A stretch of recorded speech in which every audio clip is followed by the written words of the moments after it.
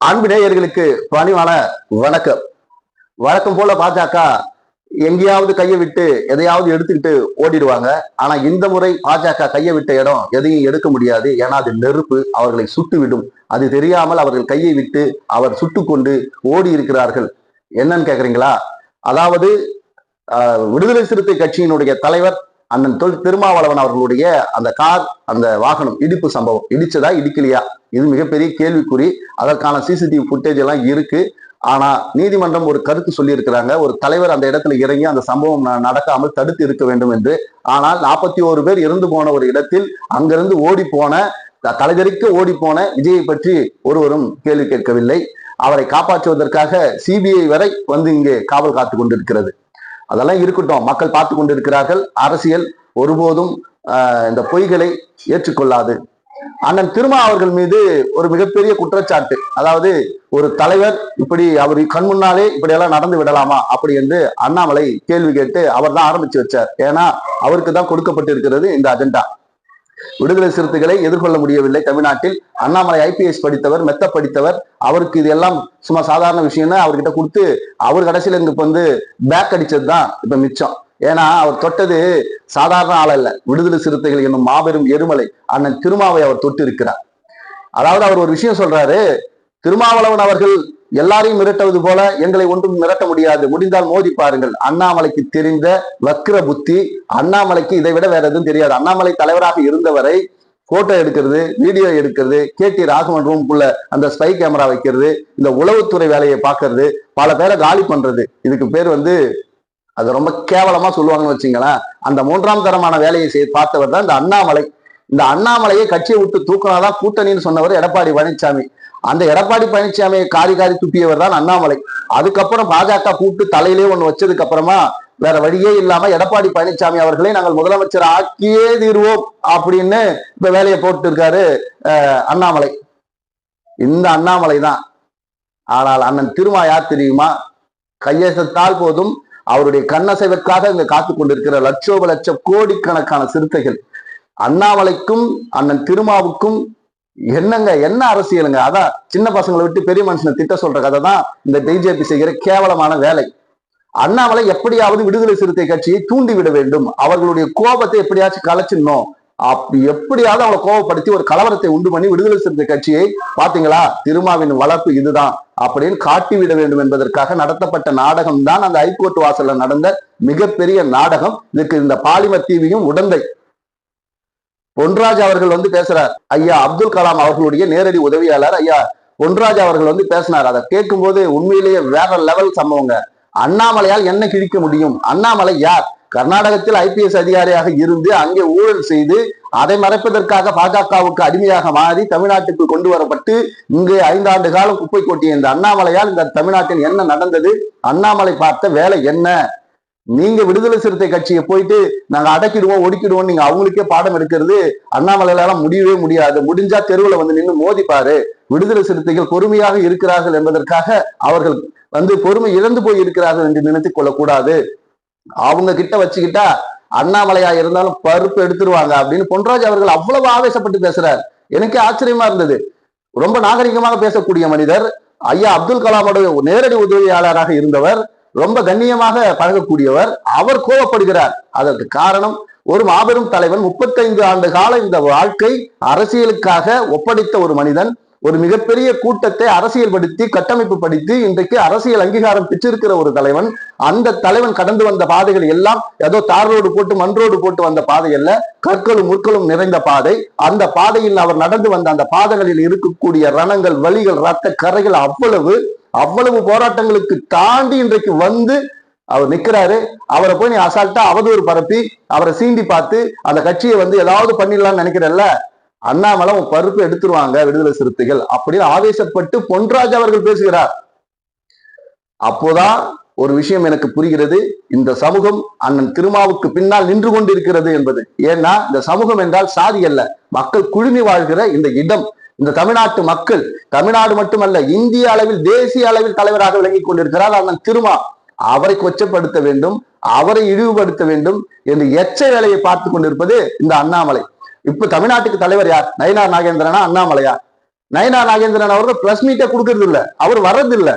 ஏன்னா அவருக்கு அரசியல் நாகரிகம் தெரியும். அப்படியே விமர்சனம் செய்வதாக இருந்தால் கூட ரொம்ப நாகரிகமாக நேர்மையாக விமர்சனம் செய்வார். ஆனா அந்த அண்ணாமலைக்கு அது தெரியாது, அது போலீஸ் புத்தி. ஏற்கனவே அங்க இருந்தார் இல்லையா ஐபிஎஸ் ஆபீசரா, அவருக்கு தெரியும் நல்ல காவல்துறை அதிகாரிகளும் இருக்கிறார்கள், நான் அவர்களை குறை சொல்லவில்லை. ஆனால் அதே துறையில் கரப்டான மூளை மங்கி போன திருட்டு புத்தியோடு இருக்கக்கூடிய காவல்துறை அதிகாரிகளும் இருக்கிறார்கள். அந்த வகையை சேர்ந்தவர் தான் இந்த அண்ணாமலை. அவருக்கு எப்படியாச்சும் வன்முறையை தூண்டி தமிழ்நாட்டில் எப்படியாவது பாஜகவை புகுத்த வேண்டும். முடியவே முடியாது அண்ணாமலை. இந்த சனாதன தர்மத்தை, வர்ணாசிரம தர்மத்தை, இந்த சங் பரிவாரை தமிழ்நாட்டின் எந்த வழியிலும் கொண்டு வர முடியாது. முதல் ஆளாக அண்ணன் திருமாவின் போர்ப்படையான விடுதலை சிறுத்தைகளும் களத்தில் இறங்கி உங்களை ஓட ஓட விரட்டி அடிப்பார்கள். உங்களால் ஒரு இன்ச்சு கூட நகர முடியாது. நீங்கள் இப்போது காட்டி இருக்கிற வாக்கு சதவீதம் என்பது ஒரு திருட்டுத்தனமான, ஒரு போலித்தனமான வாக்கு சதவீதம். பிஜேபிக்கு 1.5% தாங்க வாக்கு சதவீதம். இவங்க இபிஎஸ், அதாவது மருத்துவர் ஐயா அவர்களுடைய பாட்டாளி மக்கள் கட்சி, அப்புறம் அண்ணன் ஜான் பாண்டியன் அவர்களுடைய கட்சி, கிருஷ்ணசாமி அவர்களுடைய கட்சி, இருக்கக்கூடிய எல்லா, அதாவது அந்தந்த மாவட்டத்தில் செல்வாக்கோடு இருக்கக்கூடியவர்கள் எல்லாம் ஒன்று சேர்த்து அதை வாக்குகளாக வாங்கி, பாத்தீங்களா பாஜகவுக்கு எவ்வளவு வாக்கு வங்கி இருக்கு அப்படின்னு ஒரு ஏமாத்து வேலை செய்து கொண்டிருக்கிற, பம்மாத்து வேலை செய்து கொண்டிருக்கிற மூன்றாம் தர அரசியல்வாதி தான் இந்த அண்ணாமலை.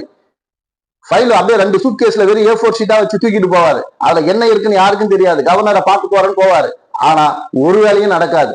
அதே போல ரஃபேல் வாட்சி ஏதியா உன் கையில கட்டிட்டு இருக்கிய, மொத்தமே இவ்வளவு எடிஷன் தான் இருக்கு, உன் கைக்கு எப்படி வந்ததுன்னு கேட்டா பில்லு காட்டுறான்னு. பில்லு காட்ட சொன்னா அதுக்கு ஒரு ஃபோர்ஜரி பண்ணி போலியான பில்லு எடுத்துட்டு வந்து அதோட காட்டிட்டு அப்படியே ஓட்டுருவாரு கிளம்பி. இவ்வளவு திருட்டுத்தனங்களையும் செய்த அண்ணாமலை நேர்மையின் உருவமாய், மக்களின் தலைவனாய், விடுதலை சிறுத்தைகளின் தாயாய், இந்த மக்களுக்காக உழைக்கின்ற ஒரு புரட்சியாளராய் வாழ்ந்து கொண்டிருக்கிற அண்ணன் திருமாவை உன்னால் மசுர உடம்புடுங்க முடியாது. யாரோ ஒரு வீரமுத்து அப்படின்ற ஒரு மாவட்ட செயலாளர் மதுரையில இருந்து அவர் பேசுறாரு மதுரை கனி அவர்களிடம். ஆரம்பம் நல்லா தான் இருக்கு, அப்படியே பேசிட்டே போறாங்க. ஒரு கட்டத்துக்கு மேல அவர் சொல்றாரு, அப்போ முடிச்சுட்டா, உங்க கதையை முடிச்சுட்டா, கொலை மிரட்டல் விடுகிறார். போன்ல தான் மிரட்ட முடியும் உங்களால, வேற என்ன பண்ணிட முடியும்? ஒருவேளை வெட்டி சாக்கி விட்டால் கூட அந்த இடத்தில் வேற ஒண்ணு முளைச்சு இந்த சனாதனத்தை எதிர்க்க வருமே தவிர அங்க அந்த இடத்துல உங்களை ஆதரித்து ஒருவனும் வரமாட்டான். பாஜகவில் இருக்கக்கூடிய அத்தனை பேரும், அண்ணாமலைக்கு பின்னால் இருக்கக்கூடிய அத்தனை பேருமே ரவுடி குண்டாஸ், எல்லோரும் கேஸ் ஷீட் கொடுக்கிற ஹிஸ்டரி அக்யூஸ்டு.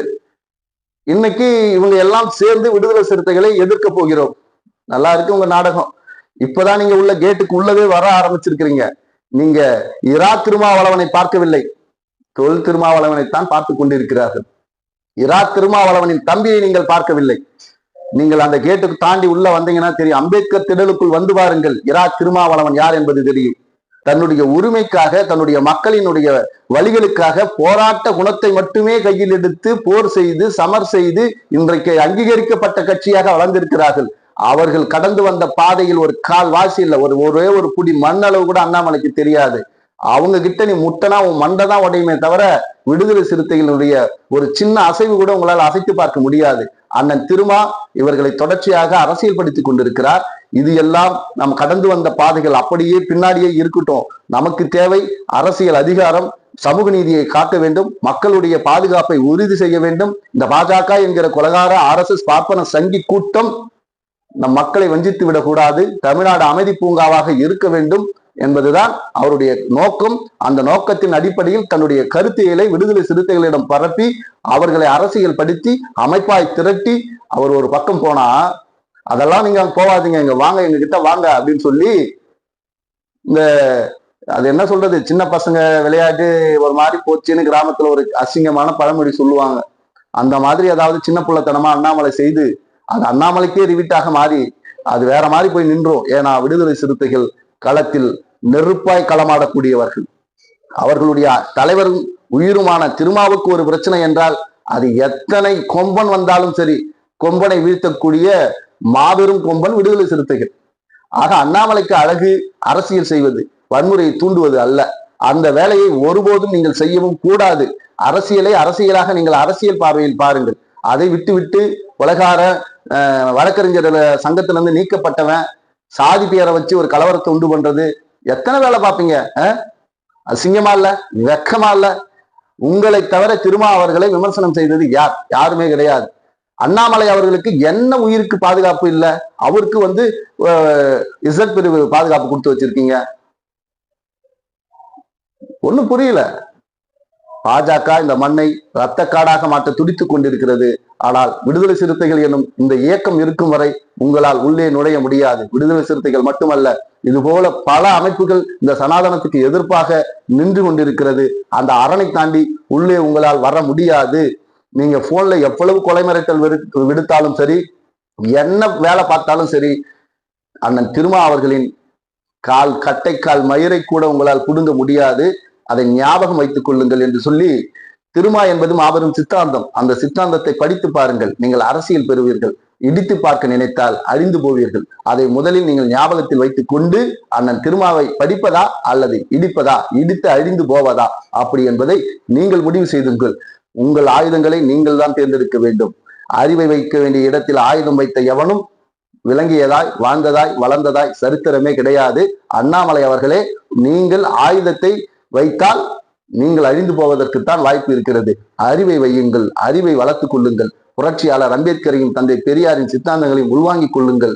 நீங்களும் இந்த தமிழ்நாட்டில் ஒரு அரசியல் தலைவராய் வளர முடியும். அதை விட்டுவிட்டு சாவர்கரையும் சங்பரிவாரையும் பிடித்து தொங்கிக் கொண்டிருந்தால் ஒரு நாள் நீங்களும் குப்பை தொட்டியில் தூக்கி எறியப்படுவீர்கள், எச்ச ராஜாவை போல என்பதை இந்த நேரத்தில் ஒரு சகோதரனா இந்த இடத்தில் பதிவு செய்து, அண்ணன் திருமா என்பது இந்த தமிழ்நாட்டுக்கு கிடைத்த மாபெரும் ஒரு தவம் பெற்று கிடைத்த ஒரு வரலாற்று தலைவன்.